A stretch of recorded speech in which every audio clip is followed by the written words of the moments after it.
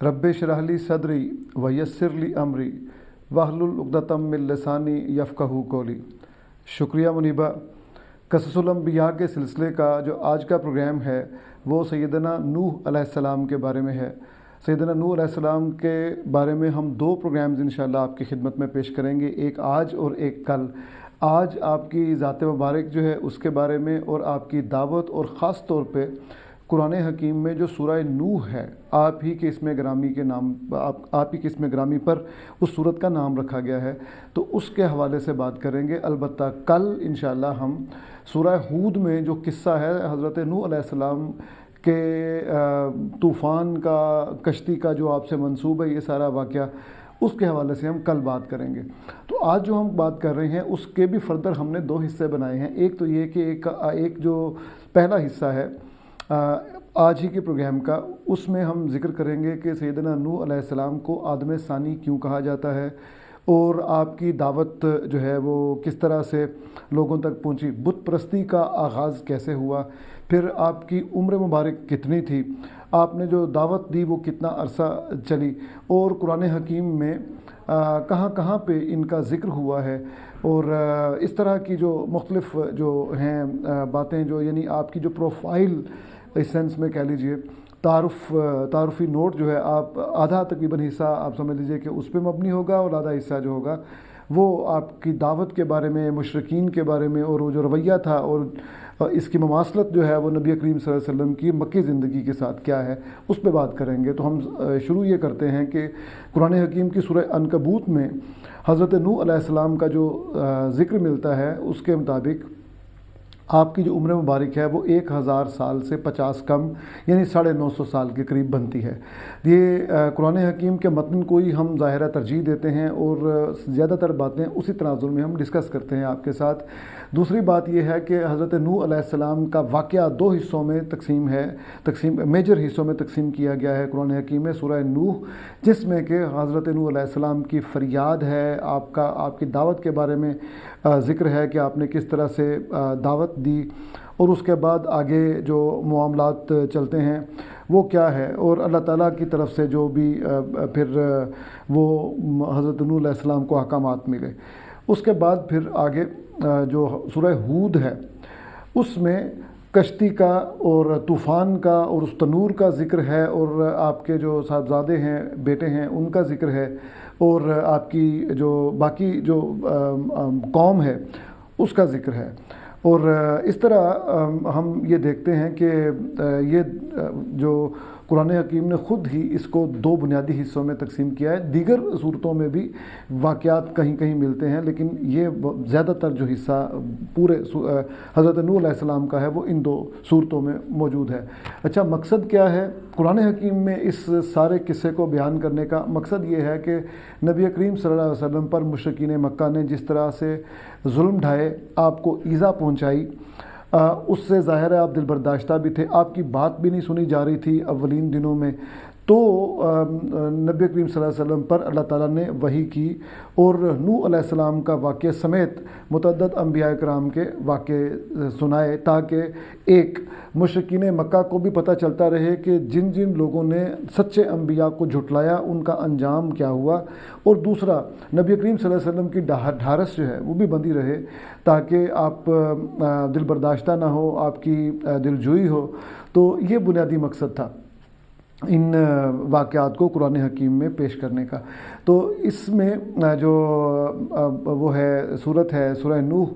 ये कोई बहुत तवील सूरत नहीं है, अलबत्ता इसकी एक चीज़ बड़ी खूबसूरत है और वो इसका आहंग है। जैसे अल्लामा इकबाल ने फरमाया ना, आहंग में यकता सिफत सूरह रहमान, वो तो एक मोमिन की शान बयान की ना उन्होंने कि सूरह रहमान अपने आहंग में यकता है। इसी तरह सूरह मरियम जो है अपनी काफ़िए की वजह से वो बड़ी ही सोती आहंग उसका बहुत ही खूबसूरत है।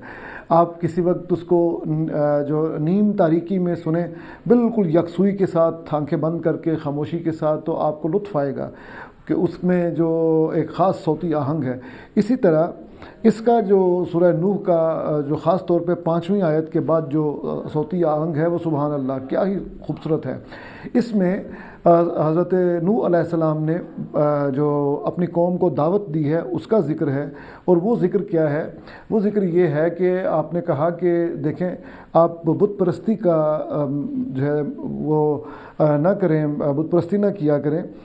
بلکہ آپ اللہ تعالیٰ کی طرف آئیں۔ دیکھیں اللہ تعالیٰ نے یہ آسمان بنائے ہیں، سورج بنایا ہے، چاند بنائے ہیں، یہ چراغ ہیں، یہ روشنیاں ہیں۔ جو خدا یہ کام کر سکتا ہے وہ اگر آپ کے اعمال صالح ہوں گے تو آپ پر بھی بارش برسائے گا، مدرارا جو چھجوں بارش برسائے گا، یعنی موسلا دھار بارش ہوگی اور وہ رحمت والی ہوگی، اور آپ کی فصلیں اس سے اگیں گی۔ چلتے چلتے میں یہ عرض کرتا چلوں کہ یہ جو بت پرستی کا معاملہ ہے وہ بڑا دلچسپ ہے۔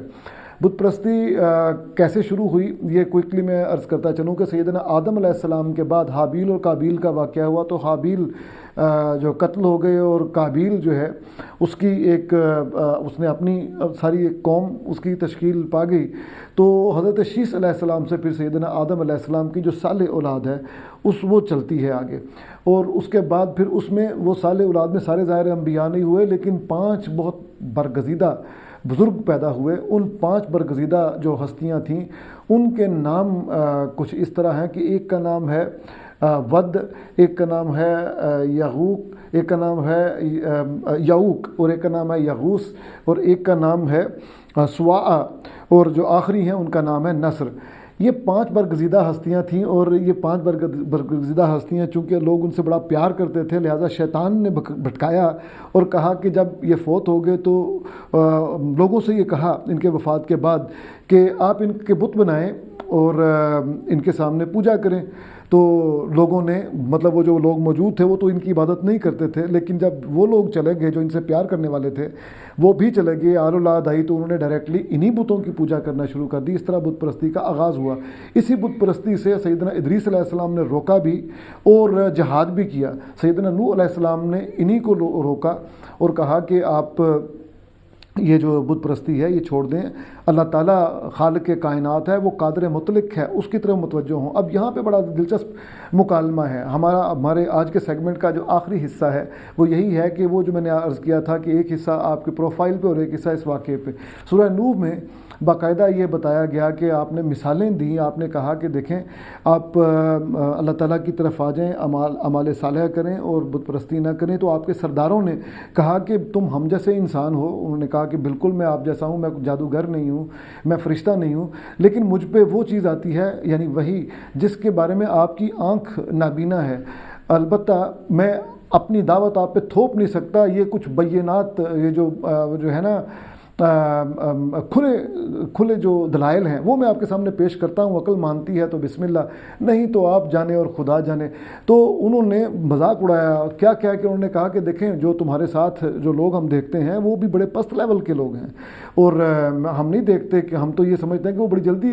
جھانسے میں آ جاتے ہیں۔ تو اس بات کا اللہ تعالیٰ سے شکایت بھی کی، فریاد کی کہ یہ دیکھیں یہ جو لوگ ہیں یہی جو 5 بزرگ تھے ان کے بت بنا کے ان کی پوجا کرتے رہتے ہیں، آپ کی طرف نہیں آتے، یعنی اللہ سے فریاد کی کہ آپ کی طرف نہیں آتے نوح علیہ السلام نے۔ تو بہرحال سرداروں نے آپ کو کہا، آپ کا مذاق بھی اڑایا اور وہی سلوک کیا جو نبی کریم صلی اللہ علیہ وسلم کے ساتھ مشرکین مکہ کر رہے تھے۔ ایذا رسانیہ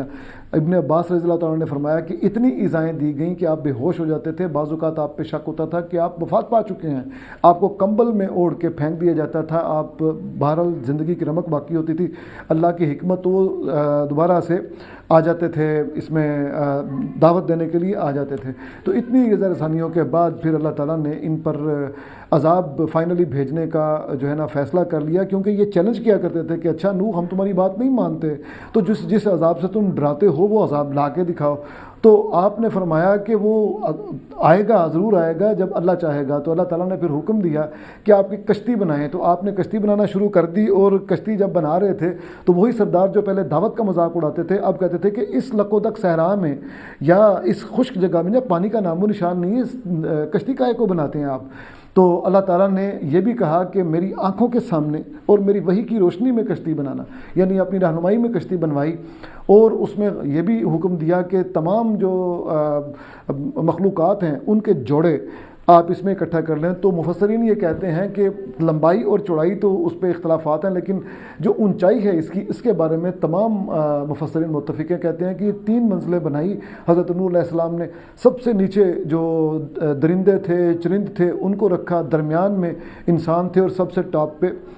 پرندے تھے، ان کے ہر طرح کے جوڑے. اور نوح علیہ السلام نے گویا ایک آپ دوز سی، بعض لوگوں کا کہنا ہے ویسا بنائی، اور اپنے آپ کو ایک کھڑکی کے سامنے کھڑا کر لیا تاکہ دیکھتے رہیں کہ طوفان کا کیا معاملہ ہے. تو طوفان جو تھا وہ پہاڑوں جتنی اونچی موجیں تھیں اس کی. تو جب یہ کشتی بنا لی تو اللہ تعالیٰ نے کہا کہ اب آپ جو اپنے اہل و عیال ہیں ان کو بھی اس میں سوار کر لیں. تو آپ کے ساتھ ٹوٹل 80 لوگ تھے جو آپ کے ساتھ سوار ہوئے کشتی میں، اور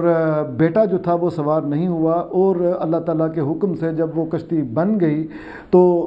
زمین جو ہے اس نے پانی ابلنا شروع کر دیا اور آسمان سے بارش آنا شروع ہوئی. اور یہاں سے ہم سورہ ہود کی طرف جائیں گے، اور آج نہیں انشاءاللہ کل اس کا ذکر کریں گے، کیونکہ طوفان نوح جو ہے یا کشتی نوح یا